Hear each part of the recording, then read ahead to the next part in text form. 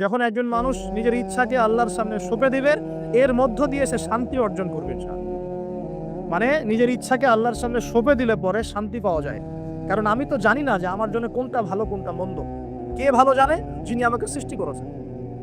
মনে করেন আপনি একটা মোবাইল ফোন বানিয়েছেন, আপনি এটার মেকার বা ক্রিয়েটর।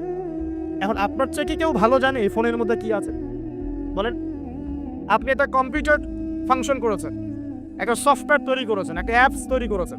আপনার চেয়ে কি কেউ ভালো জানবে এই অ্যাপস কি কাজ করতে পারে, এই সফটওয়্যার কি কাজ করতে পারে, এই কম্পিউটারের ফাংশন কি? এখন আল্লাহ পাক পুরো মহাবিশ্ব সৃষ্টি করেছেন, আমাদেরকেও সৃষ্টি করেছেন। এখন আমাদের জন্য কোনটা ভালো কোনটা খারাপ, কোনটা হক কোনটা বাতিল, কোনটা ন্যায় কোনটা অন্যায়, কোনটা করলে আমরা দুনিয়া ভালো থাকবো পরকালে ভালো থাকবো, এটা কি আল্লাহ পাকের চেয়ে ভালো কেউ জানবে? এই সহজ কথাটা বুঝতে এত সমস্যা কিসের? যদি আল্লাহ বলে কেউ থেকে থাকেন, তাহলে তিনি যদি আমাকে সৃষ্টি করে থাকেন, তাহলে তিনি তো ভালো বুঝবেন আমার জন্য কোনটা ভালো কোনটা খারাপ। এখন তিনি যেগুলো ভালো বলেছেন সেগুলো কোরআনে নাজিল করেছেন, যেগুলো খারাপ বলেছেন সেগুলোও কোরআনে নাজিল করেছেন। তিনি তার রাসূলের মাধ্যমে আমাদেরকে জানিয়েছেন কোন কোন বিষয়গুলো ভালো আর কোন কোনগুলো খারাপ। এখন এগুলো যখন প্রমাণ হয়ে যাবে, মেনে নিতে কোনো সমস্যা, মানতে কোনো আপত্তি আছে ভাই? এই মেনে নেওয়ার নাম হলো ইসলাম। মেনে নেওয়ার নাম কি ভাই?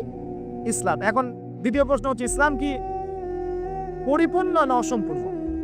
উত্তর হচ্ছে আল্লাহ পাক সূরা মাইদার 3 নম্বর আয়াতে বলছেন। কত নম্বর আয়াত? সূরা মাইদার 3 নম্বর আয়াতে আল্লাহ পাক বলছেন যে আল ইয়াউমা আকমালতু লাকুম দীনাকুম, আজকে আমি দ্বীন ইসলামকে একদম পরিপূর্ণ করে দিলাম। ওয়া আতমামতু আলাইকুম নি'মাতি, তোমাদের উপর আমার নিয়ামতকে পূর্ণতা দিলাম। ওয়া রাদিতু লাকুমুল ইসলাম দীনান, তোমাদের উপরে দ্বীন ইসলামকে মনোনীত করে আমি আল্লাহ সন্তুষ্ট হয়ে গেলাম। তাহলে এই আয়াত থেকে কি বোঝা গেল? ইসলাম পরিপূর্ণ না অসম্পূর্ণ? পরিপূর্ণ মানে আমরা কি বুঝি? কিছু অংশ আছে কিছু নাই, কিছু কিছু হেদায়েত আছে কিছু কিছু নাই, কিছু কিছু বিষয়ের সমাধান আছে কিছু কিছু নাই, নাকি জগতের সমস্ত বিষয়ের সমাধান আছে? এই কথাটাই আগে হজম করতে হবে যে কোরআন সুন্নাহ ভিত্তিক এই ইসলামের মধ্যে পৃথিবীর সমস্ত সমস্যার সমাধান আছে। এর সামনে আত্মসমর্পণ করলে পরে আপনি হবেন মুসলিম, তার আগে হবেন না। আমার কথা কি বুঝতে পারছি? এরপরে আপনি মুসলিম হবেন। এখন যদি কেউ অস্বীকার করে সে কি হবে? যদি কেউ পুরোপুরি অস্বীকার করে, না কোরআন সুন্নাহ সব কিছু নাই আমি মানি না, তাহলে হবে সে কাফের। কি হবে? কাফের। কেউ যদি এগুলোর সাথে আল্লাহকে অংশীদার সাব্যস্ত করে সে কি হবে? সে হবে মুশরিক। কেউ যদি বলে আমি, বলে না, মনে মনে অস্বীকার করে কিন্তু মুখে মুখে বলে হ্যাঁ মানি, এমন মানুষ নাই? মুখে মুখে বলে হ্যাঁ মানি মানি মানি সবই মানি, আর মনে মনে অস্বীকার করে, ইসলামের বিরুদ্ধে কাজ করে ভিতরে ভিতরে, এই মানুষগুলোকে কি বলা হয়? মুনাফিক। আরেক শ্রেণী আছে যারা স্বীকার করে নেয় যে হ্যাঁ এগুলোই ঠিক, কিন্তু চলতে পথে আল্লাহর পথে চলতে গিয়ে কবিরা গুনাহে লিপ্ত হয়, তখন এদেরকে আমরা বলি ফাসিক বা জালেম। আমার কথা কি বুঝতে পারছেন? 5টা শ্রেণীর মানুষ আপনাকে দেখাই দিলাম ইসলাম কেন্দ্রিক।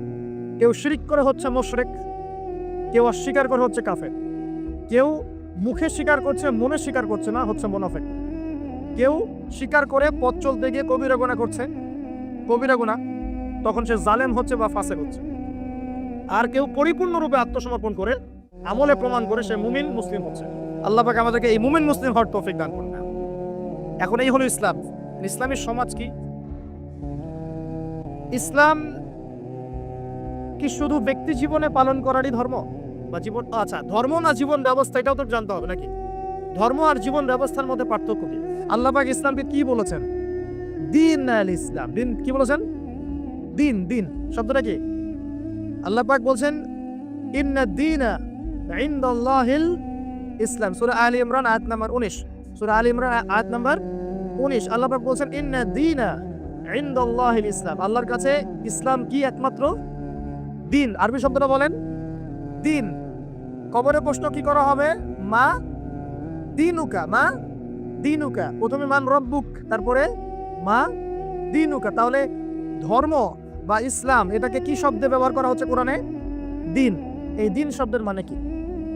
আমি আপনাকে শর্ট করে বুঝাই দিচ্ছি। কোরআনে দিন শব্দ আসছে 2 রকম। কয় রকম? 2 রকম। একই বানান, একদম একই বানানেই 2 রকম দিন শব্দ আছে। একটা হচ্ছে মালিকি ইয়াউমিদ্দিন, পড়ে না সূরা ফাতিহায় মালিকি ইয়াউমিদ্দিন, এই যে এখানে দিন, এই দিন শব্দের যে বানান আর ইন্না দীনা ইনদাল্লাহিল ইসলাম, এই দিনের যে বানান একদমই সেম। আবার আমপারা অন্য সূরা আছে ওয়া মা আদরাকা মা ইয়াউমুদ্দিন সুম্মা মা আদরাকা মা ইয়াউমুদ্দিন, এই যে দিন শব্দ এগুলোর বানান কিন্তু সেম। পার্থক্য কোথায়? এই দিনের দুটো অর্থ হয়। কয়টা অর্থ ভাই? একটা অর্থ হচ্ছে মালিকি ইয়াউমিদ্দিন বলতে আল্লাহ পাক বোঝান কিয়ামত দিবস। কিয়ামত দিবস মানে যেদিন আমাদের বিচার করা হবে, এই দিবসটাকে বোঝাতে আল্লাহ পাক দিন শব্দ ইউজ করেছেন। আবার এই রিলিজিয়ন ইসলামকে বোঝাতেও দিন শব্দ ইউজ করেছেন। এখানে দিন শব্দ হলো জীবন ব্যবস্থা। জীবন কি ভাই? ব্যবস্থা। এখন জীবন ব্যবস্থা মানে কি? জীবন ব্যবস্থা মানে কি যে জীবনের কিছু অংশের হেদায়েত পাওয়া যাচ্ছে, বাকি অংশে পাওয়া যাচ্ছে না, বিষয়টা কি এমন? নাকি জীবন ব্যবস্থা মানে জীবনের প্রতিটা ক্ষেত্রের সমাধান আছে এমন? বলেন, উত্তর দেন। আল্লাহ পাক বলছেন ওয়ামা ইয়াবতাগি গায়রাল ইসলামি দীনান ফালা ইউকবালা মিন, কেউ যদি ইসলাম ছাড়া অন্য কোনো জীবন ব্যবস্থা তালাশ করে তার কাছ থেকে কিছুই কবুল করা হবে না। আল্লাহ আবার বলছেন যে আল ইয়াউমা আকমালতু লাকুম দীনাকুম, এই দিনটাকে আমি কামিল করেছি, পরিপূর্ণ করেছি। আল্লাহ পাক নিজেই বলছেন এই দিন আমার কাছে গ্রহণযোগ্য। আল্লাহ নিজেই বলছেন এই দিনটাকে আমি কামেল করেছি, পরিপূর্ণ করেছি। আল্লাহ নিজেই বলছেন এই দিন বাদ দিয়ে অন্য দিন কবুল হবে না। তাহলে এই দিন কি অসম্পূর্ণ থাকতে পারে? নিঃসন্দেহে এটা পরিপূর্ণ। এন্ড পরিপূর্ণ মানে কি? ওই যে প্রথম একটা আয়াত তেলাওয়াত করেছিলাম সূরা নাহল আয়াত নাম্বার 89, আল্লাহ বলেছেন তিবিয়ানান লিকুল্লি শাই, কোরআন সুন্নাহয় আমি সব ব্যাখ্যা করেছি। আরো একটা দলিল দিয়ে দেই, সূরা কাহাফ আয়াত নাম্বার 54। কত নম্বর আয়াত ভাই? এগুলো বাসায় গিয়ে চেক করে দেখেন, বাসায় গিয়ে একটু পড়াশোনা করেন, না হলে শুধু শুনবেন এক কান দিয়ে বেরো যাওয়ার কেন। আর রেফারেন্স চেক করে যদি দেখেন সব ঠিক আছে তখন মেনে নেওয়ার চেষ্টা করেন। আমি আগে বলছি না যে মারার দরকার আছে, আমি এখন বলছি মারার দরকার নাই। বাসায় গিয়ে আগে চেক করবেন, যদি দেখেন হ্যাঁ সব কথা ঠিক আছে তারপরে মানার চেষ্টা করেন। আল্লাহ পাক তৌফিক দান করুন। এই চ্যানেলের ভিডিওগুলো শুধুই প্রচারের জন্য। যদি কোনো আলেম শিরক বা বেদাতি কোনো আমলের কথা বলে এবং সেটা যদি সহিহ হাদিস দ্বারা প্রমাণিত না হয় তাহলে সেটার দায় সম্পূর্ণ ওই আলেমের। আর আপনারাও আমল করার আগে আগে যাচাই করে নেবেন, অন্যথা প্রপার চ্যানেল এটাতে কোনো দায়ভুক্ত থাকবে না। এখন আসেন আল্লাহ সূরা কাহফের 54 নম্বর আয়াতে বলছেন যে ওয়ালাকাদ সাররাফনা ফি হাযাল কুরআন লিন-নাসি মিন কুল্লি মাসাল, আমি এই কোরআনে মানব জাতির জন্য প্রতিটা বিষয়কে ব্যাখ্যা করেছি। এবার আরো স্পষ্ট হয়ে গেল ইসলাম, কোরআন এবং সুন্নাহয় এমন কোনো বিষয় নাই যা নাই। এই হলো পরিপূর্ণ জীবন ব্যবস্থা। জীবন ব্যবস্থার কয়টা দিক থাকে? সহজ করে বলতে 6টা দিক। কয়টা দিক? জীবন ব্যবস্থা মানে আপনার ধর্মীয় জীবন আছে। ধর্মীয় জীবন কি একটু বোঝেন এখানে? ধর্মীয় জীবন মানে এখানে আপনি নামাজ, রোজা, হজ, যাকাত, তাসবিহ, তাহলিল, জিকির, আজগার এই কাজগুলো করেন, এগুলো আপনার ধর্মীয় কাজ, ঠিক আছে?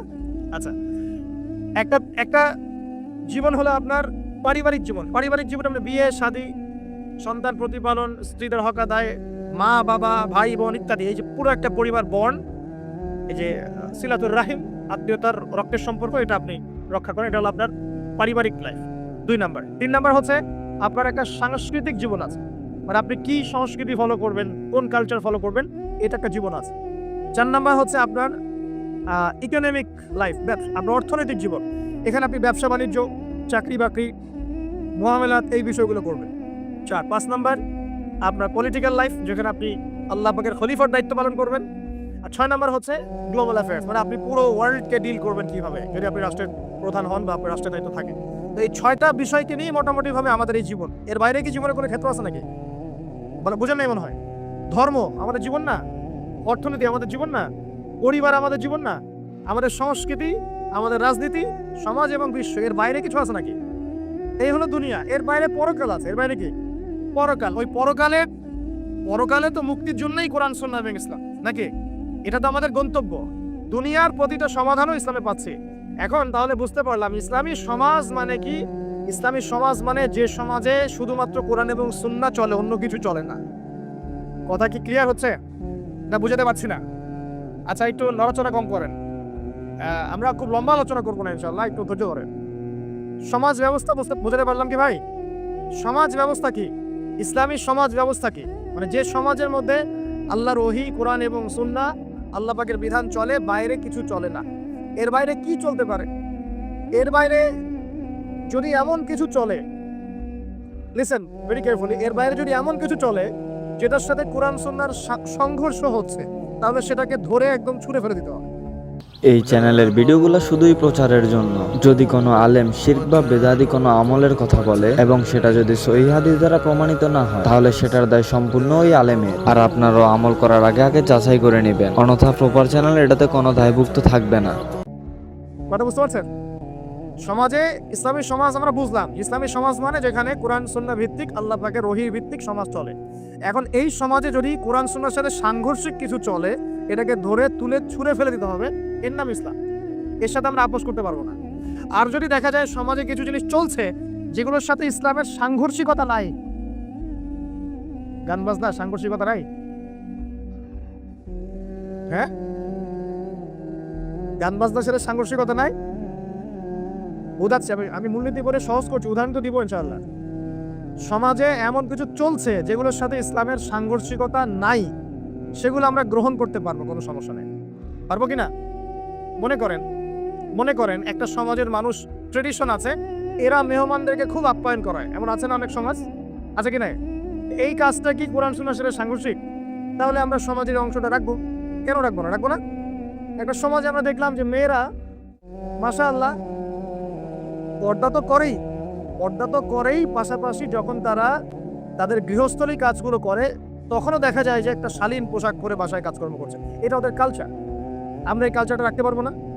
একটা সমাজে দেখা যাচ্ছে যে এতিমদের ব্যাপারে সমাজের লোকজন খুব সফট, এটা কি কোরআন সুন্নাহর সাথে সাংঘর্ষিক?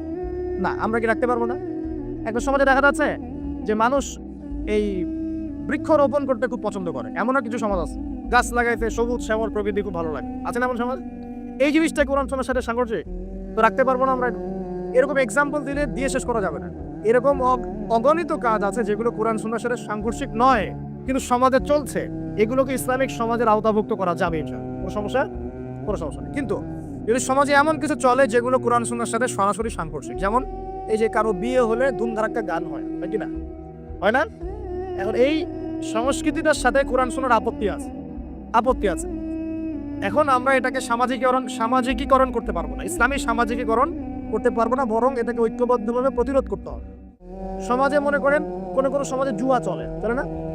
এই জুয়ার সাথে কি কোরআন সুন্নাহর অনুমতি দেওয়া আছে না সাংঘর্ষিকতা আছে, কন্ট্রাডিকশন আছে না?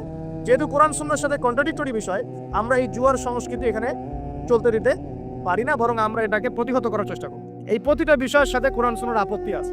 তাহলে এই জিনিসগুলোকে কি আমরা ইসলামী সমাজ ব্যবস্থা আনতে পারবো? তাহলে আমার বক্তব্য মনে হয় বোঝার খুব বেশি কঠিন হচ্ছে আমার মনে হচ্ছে না। ইসলামী সমাজ ব্যবস্থায় কোন বিষয় থাকতে পারবে?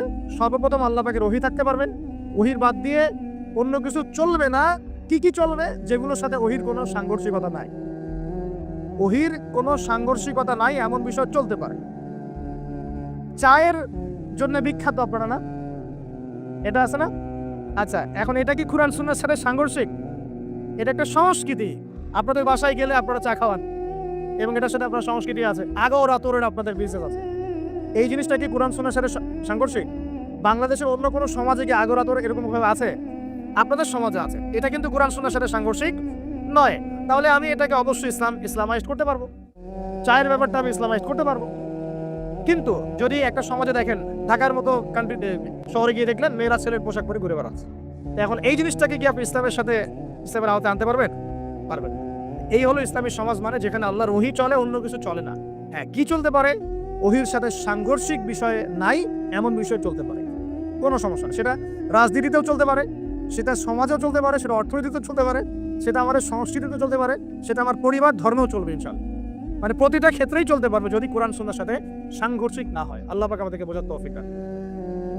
এখানে কিন্তু প্রযুক্তি অন্তর্ভুক্ত হতে পারে। প্রযুক্তি যেমন এক সময় নবী সাল্লাল্লাহু আলাইহি ওয়াসাল্লামের যুগে ছিল ঘোড়া এবং গাধা, তাই না? উট, ঘোড়া, গাধা, এগুলোর উপরে তারা যুদ্ধ করেছে। এখন দেখা যায় যে মিসাইল, রকেট লঞ্চার, পারমাণবিক ওয়েপন্স, সভ্যতা চেঞ্জ হয়েছে এবং টেকনোলজি চেঞ্জ হয়েছে। এখন কি এটা কি কোরআন সুন্নাহর সাথে সাংঘর্ষিক হলো? এটা প্রযুক্তিগত বিষয়গুলোকে আমরা অবশ্যই সামাজিকীকরণ করতে পারবো, কোনো সমস্যা নেই। এই মিডিয়ার মধ্য দিয়ে ইসলাম প্রচার করা যাবে কিনা? যাবে। তাহলে মিডিয়াকে আমরা সামাজিকীকরণ করতে পারবো যদি আমরা এটাকে সঠিকভাবে ব্যবহার করতে পারি। এই বিষয়গুলো আমরা মাথায় রাখবো না। কিন্তু যখন মিডিয়ার মধ্য দিয়ে আপনি ভুল তথ্য প্রচার করবেন তখন পারবেন না। আবার যখন ওই পারমাণবিক ওয়েপন্স আপনি মাজলুমের উপর ফেলে দিবেন তখন সেটা আপনি অ্যাপ্লাই করতে পারবেন না। তো বস্তুবাদী বিষয়গুলো আমরা নিব, কোনগুলো? যেগুলো আমরা ইসলামিকভাবে ইউজ করতে পারি, অনইসলামিক ইউজিং না হয়, অন্যের হক নষ্ট না হয় বা আল্লাহর দ্বীনের কোনো ক্ষতি না হয় ইনশাআল্লাহ তাআলা, সেক্ষেত্রে আমরা এগুলোকে গ্রহণ করতে পারবো। ইসলামী সমাজ আমরা বুঝলাম, ইসলাম কি এক কথায় বুঝলাম, এবং ইসলাম কোন যুগে নাজিল হয়েছে এটাও বুঝলাম, ওই যুগের সাথে আমাদের বর্তমান সমাজে মিল আছে এটাও বুঝলাম। এখন ওই যুগটা চেঞ্জ করেছিলেন কারা? উত্তর, নবী সাল্লাল্লাহু আলাইহি ওয়াসাল্লাম নিজে এবং তার সাথে ছিলেন সাহাবীরা, এবং সাহাবীদের মধ্যে বেশিরভাগ সাহাবী ছিলেন যুবক। সুবহানাল্লাহ। ওমর যুবক ছিলেন না বুড়া ছিলেন? হামজা যুবক ছিলেন না বৃদ্ধ ছিলেন? হুযাইফা যুবক না বৃদ্ধ ছিলেন? উসমান রাদিয়াল্লাহু আনহু তখন যুবক ছিলেন না বৃদ্ধ ছিলেন? জাফর ইবনে আবি তালেব, আলী ইবনে আবি তালেব, বেলাল ইবনে রাবাহ, আব্দুর রহমান বিন আউফ, যায়েদ ইবনে হারেসা, আব্দুল্লাহ বিন মাসউদ, নাম নাম জানা না জানা অসংখ্য সাহাবী, বেশিরভাগ যুবক ছিলেন না বৃদ্ধ ছিলেন? তো নবী সাল্লাল্লাহু আলাইহি ওয়াসাল্লাম কাদেরকে নিয়ে সমাজটা পরিবর্তন করলেন? যুবকরা একটু মনোযোগ দেন, এই অংশটুকু আপনাদের জন্য স্পেশাল। এখান থেকে ফিনিশিং এর দিকে যাবো ইনশাআল্লাহ। তো নবী সাল্লাল্লাহু আলাইহি ওয়াসাল্লাম কাদেরকে নিয়ে ওই আবু জেহেলের সমাজ পরিবর্তন করলেন বলেন? এবং কি হাতে নিয়ে করলেন? আল্লাহর ওহী, মানে কোরআন এবং হাদিস। এটাকে শুধু মুখে মুখে আমল করে বলেছেন না নিজে আমল করে দেখিয়েছেন? নিজে বিশ্বাস করেছেন, স্বীকৃতি দিয়েছেন, আমল করেও দেখিয়েছেন, মানুষকে দাওয়াতও দিয়েছেন। এখন একা একা করেছেন না সবাইকে নিয়ে করেছেন? তার মানে ইউনিটি লাগবে। কি লাগবে ভাই? একা একা পারা যাবে না। এই যে আমি একা একা লেকচার দিয়ে যাচ্ছি, আসলে আমি দিন কায়েম করতে পারবো না এখানে। আমি আপনাকে দিনের কিছু নসিহত করতে পারবো, কিছু দাওয়াত দিতে পারবো, কিন্তু আমি কিন্তু এখানে দিন কায়েম করতে পারবো।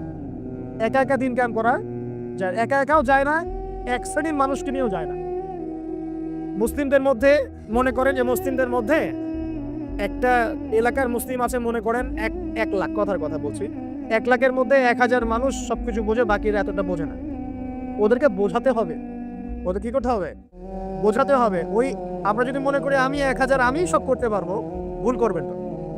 তখন কি হবে? জাহেলিয়াতের সংখ্যা গরিষ্ঠতার স্রোতে আমি হারিয়ে যাব।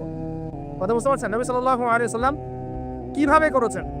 তার আগে আমি একটু প্রশ্ন করি, কত বছর লেগেছে তার সমাজ পরিবর্তন করতে? বলেন।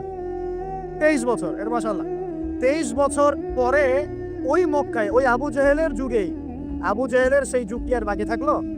23 বছর পর কি শিরক ছিল ওই যুগের মধ্যে? আর মক্কায় কোনো সুদ ছিল? মক্কায় কোনো মাদক, কোনো জেনা, ব্যভিচার, মেয়েদের শ্লীলতাহানি, ধর্ষণ, জেনা, হ্যাঁ, গুম খুন, তারপরে আপনার এই যে বচ্চু হানাহানি, মারামারি, কোনোটা কি আর বাকি ছিল? মানে 23 বছরের সমাজ টোটাল নিট অ্যান্ড ক্লিয়ার সাফ। কত বছর? 23 বছর। কিভাবে করলেন? প্রথমত তিনি ওহীর জ্ঞানের চর্চা করেছেন, নিজে আমল করেছেন, সাহাবীদেরকে শিখিয়েছেন, এবং সাহাবীরা সবাই মিলে দাওয়াতি কাজ করে একটা জনসমষ্টি তৈরি করেছেন। করেছেন কিনা? প্রথমে কি নবী সাল্লাল্লাহু আলাইহি ওয়াসাল্লাম প্রকাশ্যে দাওয়াত দেওয়া শুরু করেছেন? না। প্রথম 3 বছর, কত বছর? 3টা বছর নবী সাল্লাল্লাহু আলাইহি ওয়াসাল্লাম গোপনে মানুষকে দাওয়াত দিয়েছেন। কিভাবে ভাই? গোপনে, man to man, door to door. আমরা তো এখন খুব অধৈর্য জাতি। কি জাতি ভাই? অধৈর্য। 1 বছর ধরে যদি একটা কথা বলি, পরের বছর ওয়াজ করতে আসলে বলে হুজুর এই ওয়াজটা গত বছর একবার শুনছি, দরকার অন্য নতুন ওয়াজ করে। এমন করে না মানুষ? নবী সাল্লাল্লাহু আলাইহি ওয়াসাল্লাম 3 বছর গোপনেই দাওয়াত দিয়েছেন। 3টা বছর। কাদেরকে দাওয়াত দিয়েছেন? উত্তর, প্রথমত তার নিজের মানুষদেরকে, নিজের স্ত্রী, নিজের যায়েদ ইবনে হারেসা পালক পুত্র ছিলেন, নিজের চাচাতো ভাই জাফর ইবনে আবি তালেব, আলী ইবনে আবি তালেব, নিজের খুব কাছের মানুষ আবু বকর সিদ্দিক রাদিয়াল্লাহু আনহুর হাত ধরে, পরে উসমান বিন আফফান, আব্দুর রহমান বিন আউফ, তালহা বিন উবাইদুল্লাহ, জুবাইর বিন আওয়াম, আস্তে আস্তে ছড়িয়ে পড়ছে। তার মানে দাওয়াতি কাজ শুরু করতে হবে কোথা থেকে? আগে বলেন। আগে নিজে, তারপরে কে? নিজের কাছের মানুষ, নিজের পরিবার, নিজের বংশ, নিজের আত্মীয়। এই দাওয়াতি কাজকে আমাদের করা শেষ? কারা কারা করা শেষ? হাত দিকে। আগে শুরু করেন। আগে তো নিজেকে দিয়ে শুরু করতে হবে নাকি ভাই? নিজের পরিবারের সবাই নামাজি, নামাজের দাওয়াত দিচ্ছি কিনা? নামাজের দাওয়াতটুকুকে দিচ্ছি? নিজের পরিবারে কি পর্দা কায়েম করতে পারছি? নিজের পরিবারে কি তালিম চালু হচ্ছে? নিজের সন্তানরা কি কোরআন পড়ছে? নিজের পরিবারে কি সবাই রমজান মাসে রোজা রাখছে, হালাল খাচ্ছে? আগে নিজের পরিবার দিকে ফোকাস করেন। আল্লাহ পাক তৌফিক দান করেন। এরপর আল্লাহ ওহী নাযিল করলেন, ওয়ানদির আশিরাতাকাল আকরাবিন। এবার তুমি কাকে সতর্ক করবে?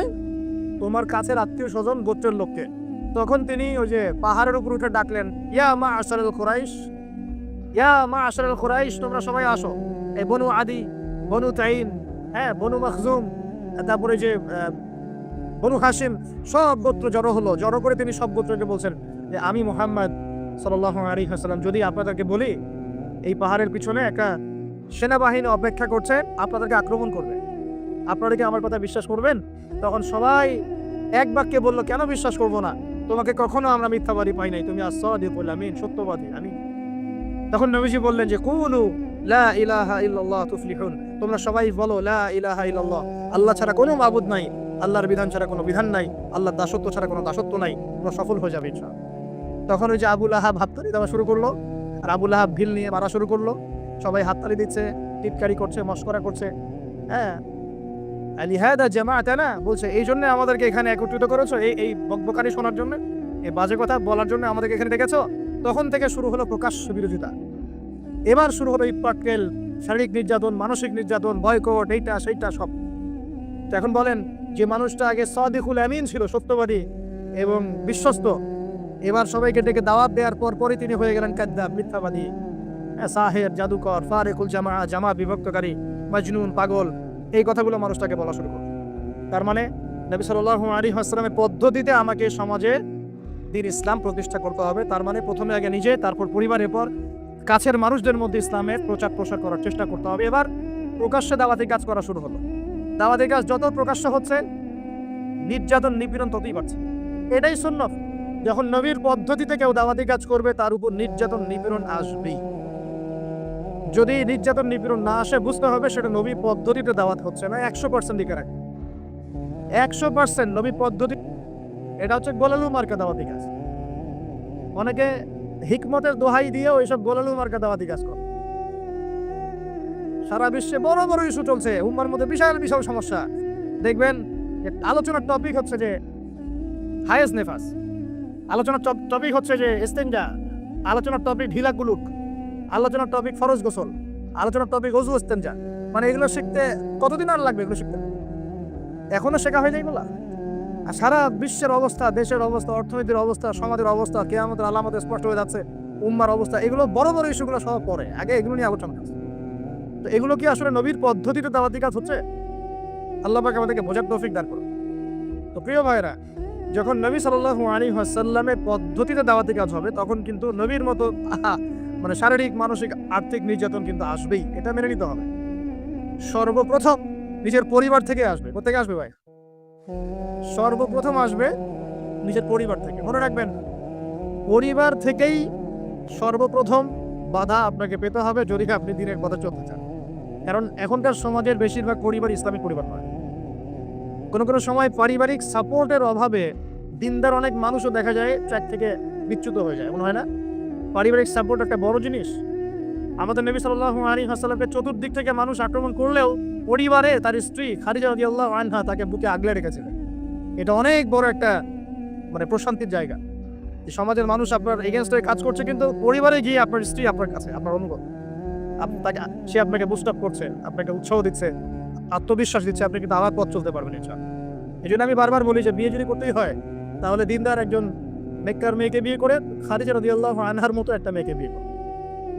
আর যদি ওই যে দিনদার ক্যাটরিনা খুঁজতে যান, তাহলে সারা জীবন ওই পস্তাইতে হবে। আর আল্লাহ বোঝার তৌফিক দান করুন। দিনদারিতা দেখে বিয়ে শাদী করে। চাচা আবু তালেব, তিনি কিন্তু মুসলিম নন, অমুসলিম হয়েও তাকে পারিবারিকভাবে সাপোর্ট দিচ্ছেন। পারিবারিকভাবে সাপোর্ট তো অনেক ইম্পর্টেন্ট। আর যখন পরিবার থেকে সাপোর্ট থাকে না, তখন মানুষ কিন্তু ট্র্যাক থেকে সরে যায়। যাই হোক, গভীরে যাই না। নবী সাল্লাল্লাহু আলাইহি ওয়াসাল্লাম যখন দাওয়াতি মিশন শুরু করলেন, ইসলামের সমাজ প্রতিষ্ঠার চেষ্টা করতে লাগলেন, তখন এই পারিবারিক বাধা, আত্মীয়দের মধ্য থেকে বাধা, সামাজিক বাধা আসতে লাগলো। এক পর্যায়ে হিজরত করতে হয়েছে আবিসিনিয়ায়, তারপর তায়েফ, তারপরে গিয়ে মদিনায়। এখন মদিনায় আলহামদুলিল্লাহ আল্লাহ রাব্বুল আলামিন দিনটাকে প্রতিষ্ঠা করলেন এবং সেখানে নবীকে শক্তিশালী করলেন, সাহাবীরা শক্তিশালী হলেন। আস্তে আস্তে গাজওয়াগুলো হলো, সারিয়াগুলো হলো। এক পর্যায়ে উইদিন 8 থেকে 10 বছরের মধ্যে যে নিঃস্ব হাতে মক্কা থেকে তারা গেলেন মদিনায়, সেই মক্কাই তারা জয় করলেন বিনা বাধায়। বলা যায় অলমোস্ট বিনা বাধায়, প্রায় লক্ষাধিক সৈন্য, লক্ষাধিক সাহাবীদেরকে নিয়ে পুরো মক্কায়, জাজিরাতুল আরবের মধ্যে দিন প্রতিষ্ঠা হয়ে গেল। বলো কিনা? প্রপার চ্যানেলের নির্মিত ভিডিওগুলো যদি আপনাদের কাছে ভালো লাগে, তাহলে চ্যানেলটা অবশ্যই সাবস্ক্রাইব করবেন এবং অন্য প্ল্যাটফর্ম থেকে দেখে থাকলে ফলো করে দিবেন। সবাইকে আন্তরিকভাবে ধন্যবাদ ভিডিওগুলো দেখার জন্য।